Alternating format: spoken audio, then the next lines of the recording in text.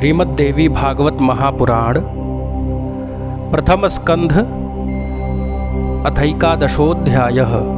ऋषय उचुः कोऽसौ पुरूरवा राजा कोर्वशी देवकन्यका कथं कष्टं च सम्प्राप्तं तेन राज्ञा महात्मना सर्वं कथानकं ब्रूहि लोमहर्षणजाधुना श्रोतुकामा वयं सर्वे त्वन्मुखाब्जच्युतं रसम्। ऋषिगण बोले, हे सूत जी, वे राजा पुरूरवा कौन थे और वह देवकन्या उर्वशी कौन थी? उस मनस्वी राजा ने किस प्रकार संकट प्राप्त किया? हे लोमहर्षण तनय, आप इस समय पूरा कथानक विस्तार पूर्वक कहें।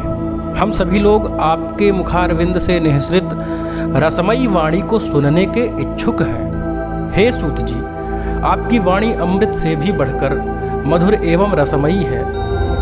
जैसे देवता अमृत को पान करते हुए तृप्त नहीं होते, वैसे ही हम सब आपके कथा श्रवण से कभी भी तृप्त नहीं होते।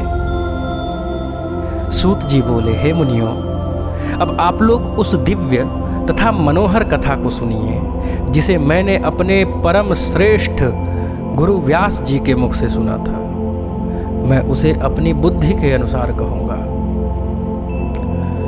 सुरगुरु बृहस्पति की पत्नी का नाम तारा था। वह रूप यौवन से संपन्न तथा सुंदर अंगों वाली थी। एक बार वह सुंदर रूप वाली अपने यजमान चंद्रमा के घर गई। उस समय रूप तथा यौवन से संपन्न चंद्रमुखी कामिनी को देखते ही चंद्रमा उन पर मोहित हो गए। तारा को भी चंद्रमा के प्रति आसक्ति हो गई। इस प्रकार वे दोनों, तारा तथा चंद्रमा, एक दूसरे को देखकर प्रेम विभोर होकर, प्रेमोन्मत्त एक दूसरे को चाहने की इच्छा से युक्त होकर विहार करने लग गए। इस प्रकार उनके कुछ दिन व्यतीत हुए। तब बृहस्पति ने तारा को घर लाने के लिए अपने एक शिष्य को चंद्रमा के घर भेजा। जब चंद्रमा ने बृहस्पति के शिष्य को कई बार लौटाया तो वे क्रोधित होकर के चंद्रमा के पास गए। चंद्रमा के घर जाकर उदार चित्त बृहस्पति जी ने अभिमान के साथ मुस्कुराते हुए उस चंद्रमा से कहा कि हे चंद्रमा, तुमने यह धर्म विरुद्ध कार्य क्यों किया और मेरी इस परम सुंदरी पत्नी का अपहरण क्यों कर लिया, अपने घर में क्यों रख लिया? हे देव, मैं तुम्हारा गुरु हूँ और तुम मेरे यजमान हो। तब हे मूर्ख, तुमने गुरु पत्नी को अपने घर में क्यों रखा? ब्रह्म हत्या करने वाला, सुवर्ण चुराने वाला, मदिरापान करने वाला, गुरु पत्नी गामी तथा पांचवा इन पापियों के साथ संसर्ग करने वाला, रहने वाला, इन पापियों के साथ रहने वाला, ये महापातकी हैं। तुम महापापी, दुराचारी, अत्यंत निंदनीय हो। यदि तुमने मेरी पत्नी के साथ अनाचार किया तो तुम देवलोक में रहने योग्य नहीं हो। हे दुष्टात्मन, असितापांगी, मेरी इस पत्नी को छोड़ दो जिससे मैं इसे अपने घर ले जाऊं, अन्यथा गुरु पत्नी का अपहरण करने वाले तुझको मैं शाप दे दूंगा। इस प्रकार बोलते हुए स्त्री विरह से कातर तथा क्रोधाकुल देव गुरु बृहस्पति ने रोहिणीपति चंद्रमा से कहा। चंद्रमा बोले, क्रोध के कारण ब्राह्मण अपूजनीय होते हैं गुरुदेव। क्रोध रहित तथा धर्मशास्त्रज्ञ विप्र पूजा के योग्य हैं और इन गुणों से हीन ब्राह्मण त्याज्य होते हैं। हे अनघ, वह सुंदर स्त्री अपनी इच्छा से आपके घर चली जाएगी और यदि कुछ दिन यहाँ ठहर भी गई तो इससे आपका क्या हानि है? अपनी इच्छा से ही वह यहाँ रहती हैं। सुख की इच्छा रखने वाली वह कुछ दिन यहाँ रहकर अपनी इच्छा से यहाँ से चली जाएंगी। आपने ही तो पूर्व में धर्मशास्त्र के इस मत का उल्लेख किया है कि संसर्ग से स्त्री और वेद कर्म से ब्राह्मण कभी दूषित नहीं होते। चंद्रमा के ऐसा कहने पर बृहस्पति अत्यंत दुखी हुए और चिंता मग्न होकर शीघ्र ही अपने घर चले गए। कुछ दिन अपने घर पर रहकर चिंता से व्याकुल गुरु बृहस्पति उन औषधिपति चंद्रमा के यहाँ शीघ्र जा पहुँचे। पुनः दोबारा जा पहुँचे। वहाँ द्वारपाल ने उन्हें भीतर जाने से रोका। तब वे क्रुद्ध होकर द्वार पर ही रुक गए। कुछ देर प्रतीक्षा करने पर जब चंद्रमा वहां नहीं आए तब बृहस्पति ने अत्यंत क्रोध किया।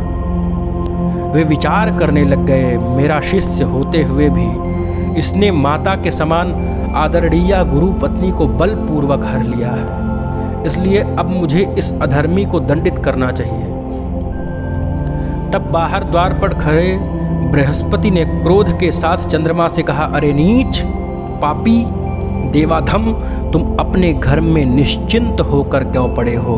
मेरी स्त्री शीघ्र मुझे लौटा दो, अन्यथा मैं तुम्हें शाप दे दूंगा। यदि तुम मेरी पत्नी नहीं दोगे तो मैं तुझे अभी अवश्य भस्म कर दूंगा।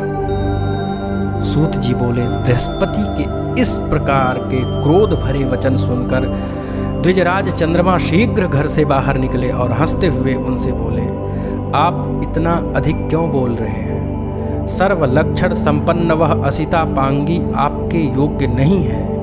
हे विप्र, आप अपने समान किसी अन्य स्त्री को ग्रहण कर लीजिए, ऐसी सुंदरी भिक्षुक के घर में रहने योग्य नहीं है। यह प्रायः कहा जाता है कि अपने समान गुण संपन्न पति पर ही पत्नी का प्रेम स्थिर रहता है। अपने इच्छानुसार अब आप चाहें तो चले जाएं, मैं इसे नहीं दूंगा। आपका शाप मेरे ऊपर नहीं लग सकता। हे गुरु, मैं यह रमणीय आपको नहीं दूंगा। अब आप जैसा चाहें वैसा करें। सूत जी बोले, चंद्रमा के ऐसा कहने पर देवगुरु बृहस्पति रुष्ट होकर चिंता में पड़ गए और वे कुपित होकर शीघ्रता से इंद्र के भवन से चले गए। चंद्रमा के यहाँ से जाके इंद्र के भवन की ओर चले जब देवगुरु बृहस्पति दुख से व्याकुल देखकर इंद्र ने पाद्य अर्घ्य आचमनीय आदि से उनका विधिवत पूजा करके उनको बैठाया उत्तम आसन पे। जब बृहस्पति आसन पर बैठकर स्वस्थ हो गए तब परम उदार इंद्र ने पूछा, हे महाभाग, हे गुरुजी, आप इतने शोकाकुल क्यों हैं? मेरे राज्य में आपका अपमान किसने किया? आप मेरे गुरु हैं, अतः हमारी सेना एवं लोकपाल सभी आपके अधीन हैं। विद्या, विष्णु, रुद्र, अन्य देवता भी आपको सहायता करेंगे। आपको कौन सी चिंता है इस समय, मुझे बताइए। बृहस्पति बोले कि चंद्रमा ने मेरी सुंदर नेत्रों वाली पत्नी तारा का हरण कर लिया है और वह दुष्ट मेरे बार बार प्रार्थना करने पर भी उसे लौटाता नहीं है। देवराज, अब मैं क्या करूं? अब तो केवल आप ही मेरी शरण है। हे शतक्रतो, मैं अत्यंत दुखी हूँ। देवेश, आप मेरी सहायता कीजिए। इंद्र बोले, हे धर्मात्मन, आप शोक न करें। हे सुब्रत, मैं आपका सेवक हूँ, मैं आपकी पत्नी को अवश्य लाऊंगा।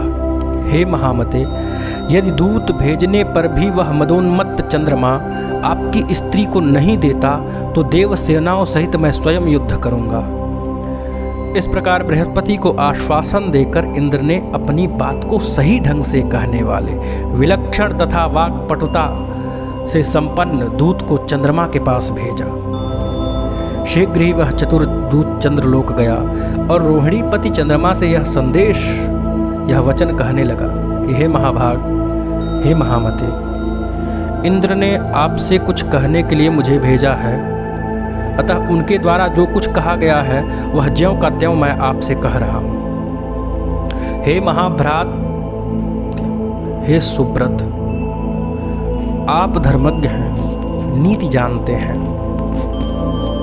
आप धर्मात्मा अत्रि मुनि के पुत्र हैं, अतएव आपको कोई ऐसा कार्य नहीं करना चाहिए जिससे आप निंदनीय हो जाएं। आलस्य रहित होकर यथाशक्ति अपनी स्त्री की रक्षा सभी प्राणी करते हैं, अतः इस तारा के लिए बड़ा कलह होगा, इसमें संदेह नहीं है। हे सुधानिधे, जैसे आप अपनी भार्या की रक्षा हेतु प्रयत्न करते हैं, वैसे ही देवगुरु बृहस्पति भी अपनी पत्नी की रक्षा के लिए प्रयत्नशील हैं। आप अपने ही सदृश सभी प्राणियों के विषय में विचार कीजिए। हे सुधानिधे, आपको दक्ष प्रजापति की सुलक्षणों से युक्त 28 कन्याएं पत्नी के रूप में प्राप्त हुई हैं। आप अपने गुरु की पत्नी को पाने की इच्छा क्यों रखते हैं? स्वर्गलोक में मेनका आदि अनेक मनोरम अप्सराएं सर्वदा सुलभ हैं तथा उनके साथ स्वेच्छा पूर्वक विहार कीजिए और गुरु पत्नी तारा को शीघ्र ही लौटा दीजिए। आप जैसे महान लोग यदि अहंकारवश ऐसा निंदित कर्म करें तो अनभिज्ञ साधारण जन तो उनका अनुकरण करेंगे ही और तब धर्म का नाश हो जाएगा। अतः हे महाभाग, गुरु की इन मनोरम पत्नी को शीघ्र लौटा दीजिए, जिससे आपके कारण इस समय देवताओं के बीच कलह न उत्पन्न हो। सूत जी बोले, दूत से इंद्र का संदेश सुनकर चंद्रमा क्रोधित हो गए और उन्होंने इंद्र के दूत को इस प्रकार व्यंग्य कर पूर्वक उत्तर दिया कि हे महाबाहो, आप धर्मज्ञ हैं और स्वयं देवताओं के राजा हैं। आपके पुरोहित बृहस्पति भी ठीक आपकी ही तरह हैं और आप दोनों की बुद्धि भी एक समान है। दूसरे को उपदेश देने में अनेक लोग चतुर होते हैं, परंतु कार्य उपस्थित होने पर स्वयं आचरण करने वाला दुर्लभ होता है। स्वकीयम बलिनाम सर्वम दुर्बलानाम न किंचन स्वीया च परकीया च भ्रमोयम मंद चेतसाम। हे देवेश, बृहस्पति के बनाए शास्त्र को सभी मनुष्य स्वीकारते हैं। शक्तिशाली लोगों के लिए सब कुछ अपना होता है, परंतु दुर्बल लोगों के लिए कुछ भी अपना नहीं होता। तारा जितना प्रेम मुझसे करती है उतना ही बृहस्पति से नहीं करती है। अतः अनुरक्त स्त्री धर्म अथवा न्याय से त्याज्य कैसे हो सकती है? गार्हस्थ जीवन का वास्तविक सुख तो प्रेम रखने वाली स्त्री के साथ ही होता है, उदासीन स्त्री के साथ नहीं। इसलिए हे दूत, तुम जाओ और इंद्र से कह दो कि मैं इसे नहीं दूंगा। हे सहस्राक्ष, आप स्वयं समर्थ हैं, आप जो चाहें वह कर सकते हैं, लेकिन मैं तारा को वापस नहीं करूंगा। सूत उवाच इत्युक्तः शशिना दूतः प्रययौ शक्र सन्निधिम इंद्रात् याचष्ट तत्सर्वम यदुक्तम शीतरश्मिना। सूत जी बोले कि चंद्रमा के ऐसा कहने पर दूत इंद्र के पास लौट आया और चंद्रमा जो कहे थे वह सब इंद्र से कह दिया। इसे सुनकर प्रतापी इंद्र भी अत्यंत क्रोधित हुए और गुरु बृहस्पति की सहायता के लिए सेना लेकर के इंद्र तैयार हो गए। दैत्य गुरु शुक्राचार्य तथा चंद्रमा देव गुरु के विरोध की बात सुनकर बृहस्पति के द्वेष के कारण चंद्रमा के पास अनेकों ज्ञान देने लग गए देवगुरु बृहस्पति और कहने लग गए कि तारा को वापस मत दीजिए। हे महामते, हे मान्य, यदि इंद्र के साथ आपका युद्ध छिड़ गया तो मैं आपके ओर से मंत्र शक्तियों से सहायता करूंगा। गुरु पत्नी से अनाचार की बात सुनकर और शुक्राचार्य को बृहस्पति का शत्रु जानकर शिव जी भी बृहस्पति की सहायता के लिए तैयार हो गए। तब तारकासुर के साथ हुए युद्ध की भांति देव दानवों के में संग्राम छिड़ गया। वह युद्ध बहुत वर्षों तक चलता रहा।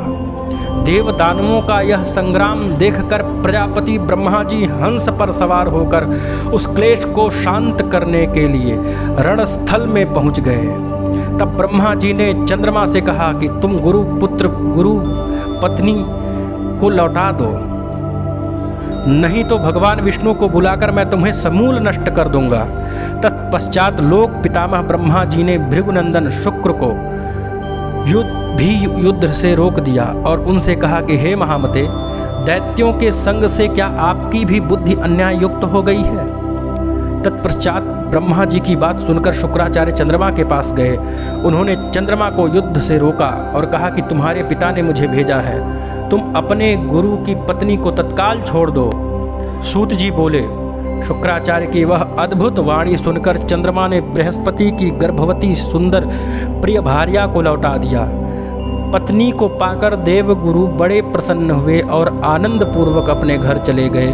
तत्पश्चात सभी देवता और दैत्य भी अपने अपने घर चले गए। पितामह ब्रह्मा अपने लोक को तथा शिवजी कैलाश पर्वत को चले गए। इस प्रकार अपनी सुंदरी स्त्री को पाकर बृहस्पति संतुष्ट हो गए। तदनंतर कुछ दिनों बाद तारा ने शुभ दिन और शुभ नक्षत्र में उत्तम गुणों से संपन्न चंद्रमा के ही समान सुंदर पुत्र को उत्पन्न किया। पुत्र को उत्पन्न देख देवगुरु बृहस्पति प्रसन्न मन से उसके विधिवत जात कर्म आदि सभी संस्कार किए।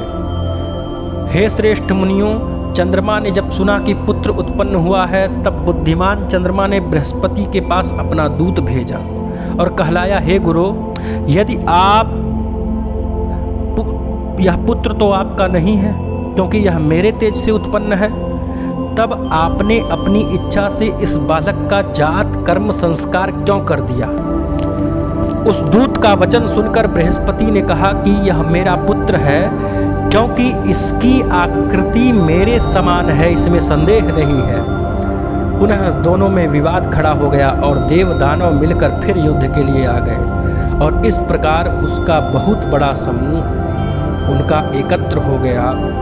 उस समय शांति के अभिलाषी स्वयं प्रजापति ब्रह्मा पुनः वहां पहुंचे और रणभूमि में डटे हुए युद्धोत्सुक देव दानवों को उन्होंने युद्ध से रोका। धर्मात्मा ब्रह्मा ने तारा से पूछा, हे कल्याणी, यह पुत्र किसका है? हे सुंदरी, तुम सही सही बता दो कि जिससे यह कलह शांत हो जाए। तब असिता पांगी सुंदरी तारा ने लजाते हुए सिर नीचे करके मंद स्वर में कहा, यह पुत्र चंद्रमा का है। ऐसा कहकर वह घर के भीतर चली गई। तब प्रसन्न चित्त होकर चंद्रमा ने उस पुत्र को ले लिया। उन्होंने उसका नाम बुध रखा। पुनः वे अपने घर चले गए। तत्पश्चात ब्रह्मा जी अपने लोक को तथा इंद्र सहित सभी देवता भी चले गए। उसी प्रकार प्रेक्षक भी जो जहाँ से आए थे वे सभी अपने अपने स्थान को चले गए। हे मुनिजन, इस प्रकार गुरु के क्षेत्र में चंद्रमा से बुद्ध की उत्पत्ति हुई। यह वृत्तांत जैसा मैंने पूर्व में सत्यवती पुत्र व्यास जी से सुना था, वैसा आप लोगों को कह दिया। ओम श्रीमद्देवी भागवते महापुराणे अष्टादशसाहस्र्यां संहितायां प्रथमस्कन्धे बुद्धोत्पत्ति नाम एकादशोऽध्याय।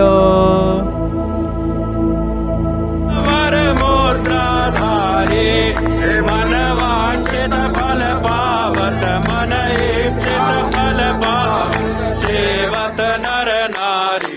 ओम जय माँ कामाख्या। लाल विराजत अगर कपूर बाती हो मैया, अगर कपूर बाती मारल में विराजत, नीलाचल में विराजत को क्या मैया। ओम जय माँ कामाख्या। माँ कामाख्या जी की आरती जो कोई नर गावे हो मैया, प्रेम से नर गावे हो मैया, जो मन से गावे। कहत शिवानंद स्वामी मन भजत हलानंद स्वामी, मनवांछित फल पावे। ओम जय माँ कामाख्या। माख्या ओ मैया जय माँ।